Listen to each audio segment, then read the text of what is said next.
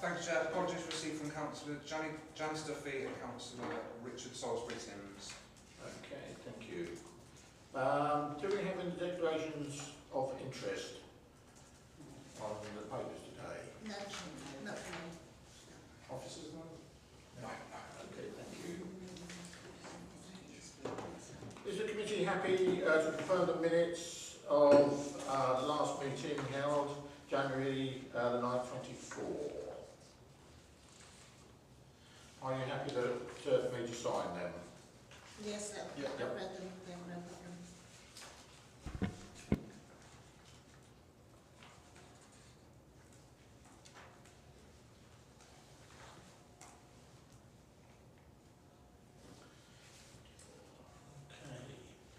Okay. Chairman's announcements. I've got a couple. It's been noted that some of the committee members have been concerned at the lack of the full licensing committee meetings over the last 12 months.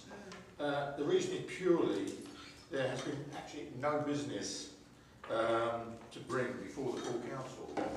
However, the officers in the subcommittee have been very busy with mainly taxi drivers, reviews and applications. Recently we've had a couple of premises licence that we've had to deal with, and we've had one TENS objection, which I think is a first. I think within the three sovereign councils, and I know it's definitely been a first within WNC, and we actually we voted that one. Okay. So secondly, I've asked the officers to give us a regular update on the number of licences issued and refused, plus an update on any appeals that are taking place. So this will be what, on a regular basis on. Yeah, well, it depends how often you like it. Can I? Yes. Yeah.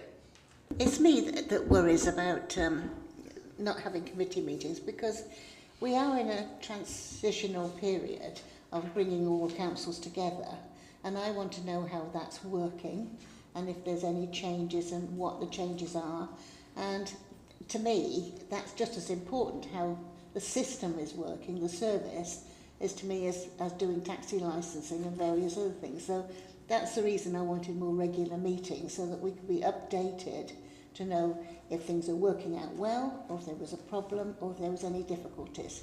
So that's my view, and I just feel as though to wait from, you know, the end of October from January, it's a long wait to find out what's happening. And we have new staff, we ought to be meeting them and knowing who we can refer to if we've got a problem. Yeah, sure. I know it might sound a bit strange, but we haven't had any issues and we haven't had any major changes since the last meeting. The biggest change we will have is an IT system, but that will be 2 years in the building. We are looking at a restructure of licensing, but at the moment it is as is, and the teams continue to work in what were their previous sovereign areas, and there is overlap, because obviously me and Louise make sure there's overlap between officers, but for all intents and purposes it's business as usual, and nothing major has changed. How many have we got? Many new staff, but ultimately you'll come to me, Louise or Carol. You won't go to the staff for any issues. It'll be me, Louise or Carol that will deal with any issues. Can I ask just one other question? I was talking to a taxi driver the other day who wasn't from here, but he says that if you get a taxi driver licence in Corby, you can go and taxi drive in London, and if you've got a taxi drive here, you can only do in North. I just wondered how that is working. Are the different areas allowing different people to work in different areas? No, the law is the same nationwide. Okay. So there may be some confusion. So if you get a Hackney carriage vehicle licence, you can use a Hackney carriage vehicle anywhere in the country. Okay. So if we licence a Hackney carriage vehicle here, they can work for a private hire operator on pre-booked work anywhere else in the country. But a private hire vehicle can only do pre-booked work in this district in which it's licensed. And that's the same. So if it was a Corby Hackney carriage, of which they've probably got more predominantly than they have private hire vehicles, that may be what it was referring to. But no, it's exactly, the law is exactly the same. Okay, thank you very much. Okay. And last, yeah. Sorry, Gareth. Yes, sorry. just a quick one on in regards to the frequency of sort of full committee meetings. I know we shouldn't use this language, but in the borough, we used to tag on to the end of say a standard regular committee meeting, like licence reviews, like taxi driver licence reviews, applications, which was more than the three member sort of sub panel which you establish.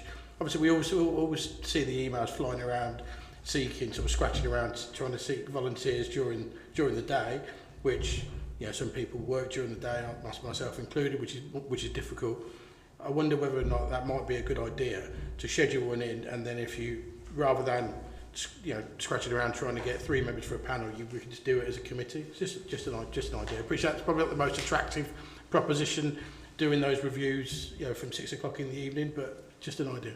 Yeah, we used to. Do you want me to address that? Sorry? Do you want me to address that? Yes, so Councillor, the reason that the subcommittees are held only with 3 members and not at full committees is that because obviously all the taxi driver subcommittees are held in private because of the disclosure of private information, so they couldn't be held as part of the full committee because the committee would have to retire. The other thing is that the council's arrangements for licensing subcommittees are designed to mirror the premises licensing provisions under Licensing Act 2003 of having 3 members, rather than making provision for decision making by the full council, because a decision making of up to 15 members in relation to one taxi driver application would just be completely unwieldy. And then you have the situation where some drivers would be here, have 3 members, other drivers would have potentially 7, 6, 9, and there would be inconsistency of decision making, and that would increase appeals either being made or being successful. So that the reason that they're held with 3 members is to mirror the situation with premises licensing subcommittees, to ensure that there's consistency for members that way, and also because they're held in private, not in public, like premises licensing. On the going into private session, that's what we used to do in the borough. It wasn't part of the full meeting, so it wasn't public. We did break into essentially private session, but it was tagged on to the end. The committee meeting finishes, then goes into that review. I'm not going to die in the ditch on it. It's just it was just a suggestion. I'll sleep easy either way. I mean, if it was 3 members, then yes, certainly. If the 3 members were chosen from the people who were there, then yeah, I don't see any problem why that couldn't happen. In theory. Yeah, especially if it's around that time. We did used to do. There was the full committee, so maybe we were a bit more relaxed previously. I don't know. Yeah. Yes, I'll say that and leave it at that. No. Okay, thank you, Gareth. Lastly, I'd just like to say, since our previous meeting, Ruth Austin has retired, and Sally Burns. Well, I'd like to officially say thank you to Ruth for all the help that she's given us as a committee, and her professionalism throughout the time that we've inaugurated. And I'd officially like to welcome Sally into her new position.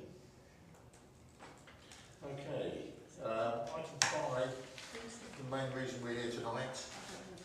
Street trading policy is to recommend the report, and if I can ask Nick to read the report, please. Thank you, Chair. Okay, good evening everybody. So the purpose of this report is to seek approval of the new West Northamptonshire Council street trading policy post-consultation, considering responses received during the consultation process. So the members are recommended to approve the final draft of the West Northampton Council street trading policy, which can be found at Appendix A, after considering responses received during the process. And also to delegate authority to the Assistant Director, Regulatory Services, in consultation with the Chair of the Tax and General Licensing Committee, to make minor and consequential amendments to the policy once made and if required by law.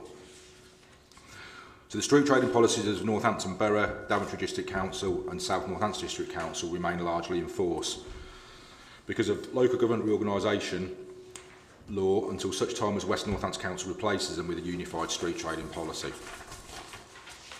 The draft WNC street trading policy has been drafted to simplify and update the 3 still enforced policies relating to the issue of street trading. It is intended to improve, strengthen and build upon the 3 currently enforced policies and to ensure consistency of approach throughout the unitary council area. With a new licensing team in place, it provides an opportunity to publish a new policy which builds on best practice identified from each of the old councils. A fair, clear and consistent street trading policy ensures that the local authority can put in place controls to protect the public and provides a level playing field for traders. It also allows the local authority to attach conditions in relation to food hygiene and making sure that the licence holder keeps licensed sites clean. So the Local Government Miscellaneous Provisions Act of 1982 Schedule 4 requires that any individual that sells, exposes or offers for sale any article in the street to obtain a licence or consent from the local authority, and the local authority can charge reasonable fees. Street trading applies to a person who wishes to sell goods or articles which includes food and living things from a mobile unit, e.g. ice cream vans, fruit and vegetable vans, hot and cold food drinks, sandwich trailers and flower sellers, etc. The currently enforced Daventry District Council street trading policy allows trading to take place on private land. That died. Yeah, it's good. It comes back on again. You press it again. I think it's died a death now. They have a shelf life, unfortunately. There we go, that was all right. Where was I? Sorry. The currently enforced Daventry District Council street trading policy allows trading to take place on private land without the requirement for a street trading consent. It is proposed to remedy this by removing that exception to the street trading consent regime, so in the new policy there is a consistent approach throughout the West Northants area. Street trading can contribute to town centre vitality, for example street food and cafe culture, along with economic growth. A more vibrant street trading and cafe culture can attract visitors to our towns. By designating streets as consent streets rather than imposing a blanket prohibition against street trading, each case can be considered on its own merits, subject to police and highways consultation. Under paragraph 10 of Schedule 4, it is an offence to engage in street trading in a prohibited street or engage in street trading in a licence or consent street without being authorised to do so under the schedule. The offence of trading without consent or trading in an area which is prohibited therefore carries the same penalty. The onus of proof to demonstrate legality of the activity will always remain with the trader. If the council investigates a complaint of illegal trading, it will investigate whether the trader has consent in the same way that it will investigate whether the trader is operating in a prohibited area. This will make street trading controls in West Northamptonshire transparent for all who seek to trade in the district and for officers who are required to enforce the law. So in summary, the new policy will provide a simpler and clearer regime which will be easier for applicants to understand. It will help to remove any ambiguity for officers who administer street trading consents. It will ensure that there is a level playing field for all street trading businesses throughout the West Northants unitary area. Make the entire unitary council area subject to consent except for prohibited areas and remove the private land exemption in the former Daventry District Council area. Conditions can be added to consent, enabling greater control of safety, waste disposal, noise and food hygiene in respect of all street traders, irrespective of location. This policy was subject to a public consultation that ran for 2 months between the 3rd of July 2023 and the 27th of August 2023. It was advertised on our website and we also consulted with parish councils, the police, fire, Highways England, the Chamber of Commerce, WNC Highways and our internal health protection, environmental protection, neighbourhood wardens and development control teams. We received a total of 10 complete responses. 5 of these were via the website and 5 by direct emails. 4 were from current traders, 2 were from parish councils and 4 were from members of the public. We had 26 incomplete responses via the website where the process was started but aborted before any comment was left. The current traders were in the main seeking clarity on fees. The parish councils are seeking clarity on the application process, and the responses from members of the public were also seeking clarity on the process and how long a consent would be in place for. We also had 1 comment that related to the designation of streets that wasn't part of this consultation. We didn't receive any comments suggesting amendments to the draft policy, and the responses can be found at Appendix B. However, during the consultation process, licensing officers offered potential amendments, and these can be seen highlighted in red in the attached policy. although they'll only be highlighted in red if it's been printed out in colour. But I can point those out as we go through so you know which particular. Is it?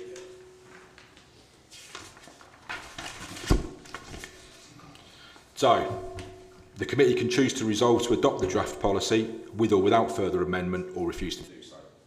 It is recommended. You can hear me going. So it is recommended that the committee approve the draft policy at Appendix A after considering the consultation responses at Appendix B. The reason for that is each of the three currently enforced policies currently have differing standards and requirements for traders. One unified policy with regard to ensure consistent standards and decision making across the area.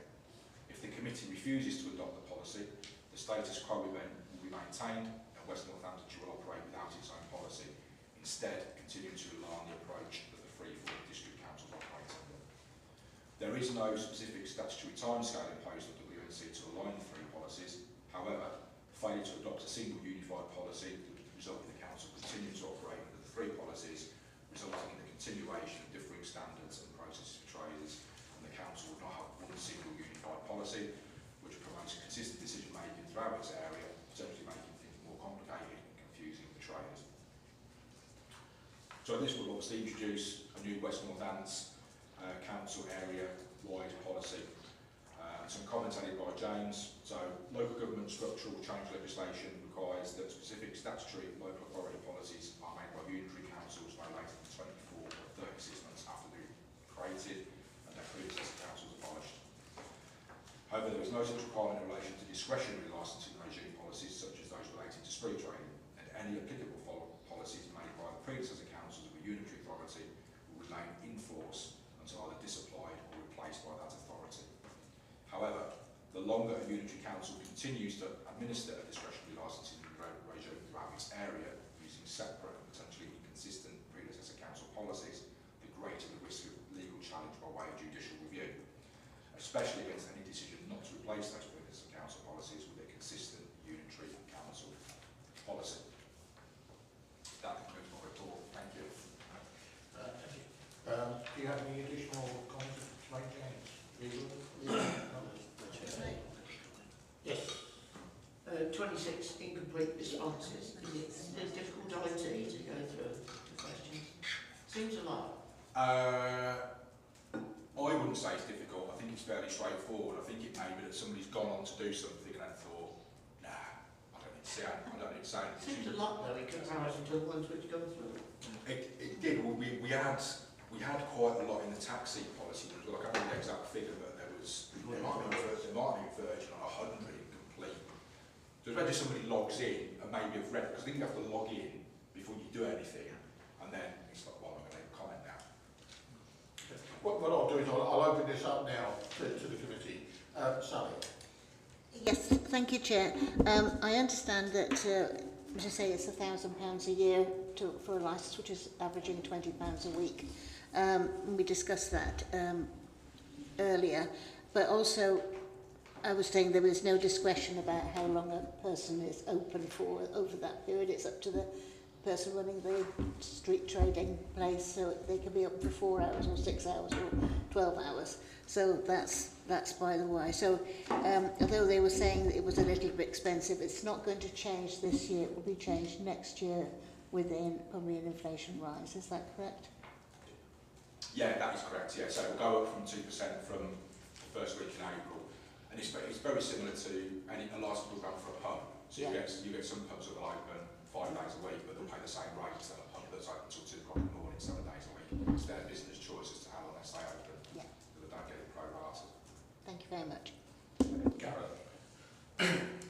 Yeah, 2 quick things. I was going to pick up on the 26 incomplete responses. I mean, I think we do have an issue, and I'm not saying it's unique to West Northants Council. I think it's across councils in general. We do have problems with participation rates, and I understand some consultations are more exciting than others. I'm not saying this one isn't exciting, by the way, but there are some that capture the imagination more than others and generate more responses than others. The taxi policy, which we debated over the year, being a good example of that. But having nearly three times the amount of responses incomplete, there's got to be an issue with people think they've completed it, not clicked complete or something. There's got to be a problem. I would have thought that. Oh, No, because we get the full breakdown of the spreadsheet of when it stops, and literally they stop at the point they put their name.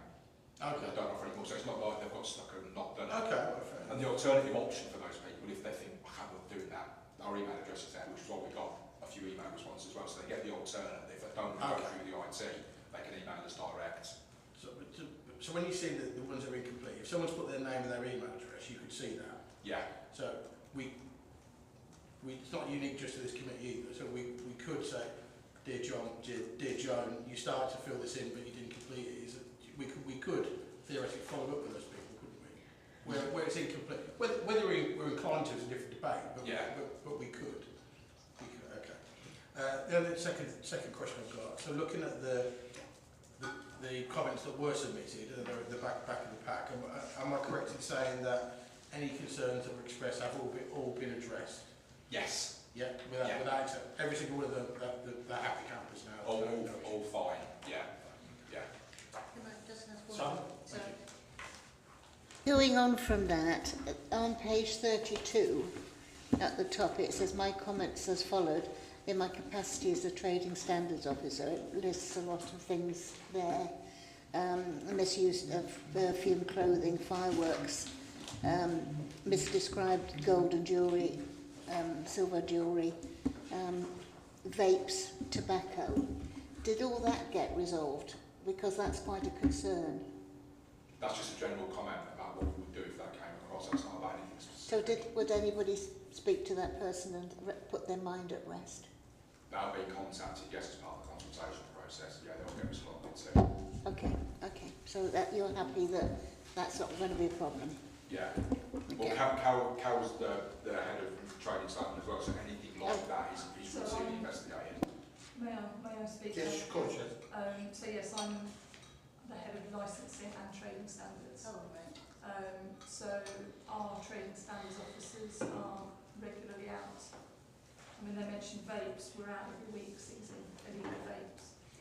So we do carry out risk-based assessments and inspections. So if we receive a complaint, then that will be risk assessed. And if necessary, then an inspection will be made and a seizure will be made.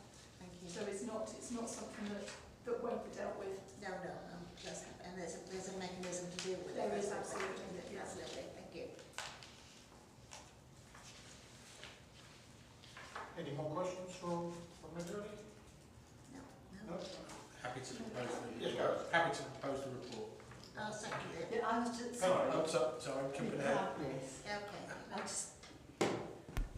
As a relatively new member of this licensing, having done the other, as Gareth and you all know, many years on NBC, just one question. Numbers here, what measures here, the numbers in various areas, how are you going to decide on numbers for various areas that people can actually do whatever they want to do? We won't directly decide on numbers, it will be decided during the consultation process. Sorry, I can't hear you because... Sorry, yeah, sorry, yeah. Sorry. Turn yours off and then you can turn yours on. You can try again. No, try again. No, they both died. Oh, is it died? Yeah. Yeah. Yes, go ahead. We'll see what we get out of this one. So, unless it's quite clear that a particular lay-by is going to... No, it's not, is it? Okay. It's sort of... we might take a decision at the point of application that there are too many of a particular kind of trade in a particular area and advise them that it may not be the best idea because they won't make money. But it will be down to the consultation process to decide whether or not the consent is granted. So there is no particular number of people in one area that you've got in mind? No. No, so it could be 10 in one area? It could be, yes, yeah. If the consultation process allowed it, it would be unlikely, but yeah. Well, I'm using the worst scenario for someone who walks every day in the town. Thank you, Penny. Thank you. Happy to propose a a vote on the two recommendations, i.e. separately 1.1 and 1.2 of the recommendation?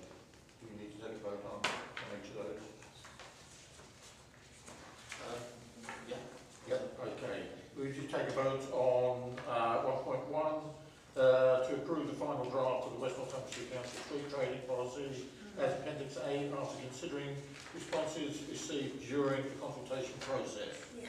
Can I take a vote, please? Unanimous. 1.2 to delegate authority to the Assistant Director of Regulatory Services to consult with the Chair of the Taxi and General Licensing Committee to make minor and consequential amendments to the policy once made and if required by law. Take a vote. Unanimous. Thank you very much for that. So, yes. Sorry, I don't know whether I need to consult with James on this as well. It's just a pernickety point that Ruth was our Assistant Director of Regulatory Services. Yes.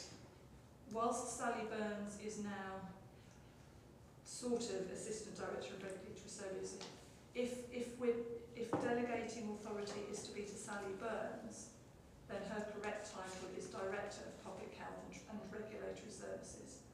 Right, okay. So it's just a very minor point as to Okay, well, I think job we should go back, title. we should go, Yeah. take that and use that designation. Yes? There's the monitoring officer has power to make consequential amendments to the Constitution as the person responsible for that document, and slight names to post all the titles is envisaged within that. So that would just be simply a matter of a delegated decision by the monitoring officer. Okay, we all happy with that? Yeah. Yep. Okay. Sorry? Oh. We don't need to amend that to say or monitoring officer for completeness. You can amend it. It would be a change to the Constitution. So this committee can't change the Constitution. Give it a go. Leave that one alone. Okay, thank you. Do we have any other business? Oh, just one. Yes. While Sally's here, she says you're ahead of the No, trading. she's not Sally. I'm Sally. That's ladies. Carol, sorry, Carol. To Carol. apologise, Carol. You Yeah. said you're ahead of the trading standard. Are you aware of any dark kitchens operating in West Northamptonshire? That would more likely to be environmental health and trading standards. Right. Okay. So I can't answer that question. Could you take it back to them? I can Yeah, certainly take please. it back. What's the purpose of the question, if you don't mind me asking? No. I just want, because you said you're ahead of the trading standards. So we haven't received any complaint recently because I'm into food industry business. There are legitimate business operating within the Northamptonshire for many years. What do you mean by kitchens? Dark kitchens, they operate under the umbrella of another restaurant. So they operate, they could operate under back of someone's carriage. So are you aware of any of that operating in Northampton? Again, it's an environmental health issue, not a trading standards matter. But if you've got particular complaints about any premises that you believe are operating as dark kitchens, then please do let us know who they are. Okay. Have you never heard of it? It exists in London, big cities. So under one premises, there could be like several businesses operating under one banner, under one name, without paying any taxes. It could be a training session for a full committee. What dark kitchens are there? We'll leave that for open session. Right. Any other business? Yes. Brian. I'm getting complaints coming direct to me about licensing, which I'm passing on to the officers, and they deal with them in 2 to 3 days, and they go direct to the person who's complained to me, which is good. It gets me off the hook. I don't have to give them wrong advice, which I'd hate to do. It comes straight from the officer. Thank you, Brian. Officers, do we have any other business at all? No, nothing. Okay. One Yes, other thing, Sally. we have a lot of new people tonight we've met, which is lovely, but I haven't got that good a memory that I can take the names home with me. Is there any way you can circulate to the committee who the officers are that are new and who we need to contact if we have I'm a not problem? new. I'm not a new officer. You're new to the role, are you? No. Because so who was before we, well, There was no. Mine is a new post. So that's what I mean. but it was a new post in July 2023. So I have been to all the other. I've been to the 2 taxi licensing meetings. Well, we haven't been there, you see, because Right. we don't. So I'm not. So Yeah. nice to meet you, but I'm not a new Is officer. there any way that the committee clerk can actually circulate the emails and telephone numbers of people Yes, that we yeah, need to do that. contact? I think what we can do, what we'll do is we'll circulate a complete committee list Yeah, and officer support list. yes, that's what I'd like, yes. So Yeah, it's just who we'll to get that. contact We'll get for that. what, you know, Is so that you okay? don't go into the wrong Yes, that's person. fine, Chair. To be fair, you've been accountant since what, 1981 or something? 83. 83. So that, Carol is new. She is new, yeah. You're okay now? Okay, well, I'll call the meeting to an end. Thank you. Thank you very, very much for attending. Thank you.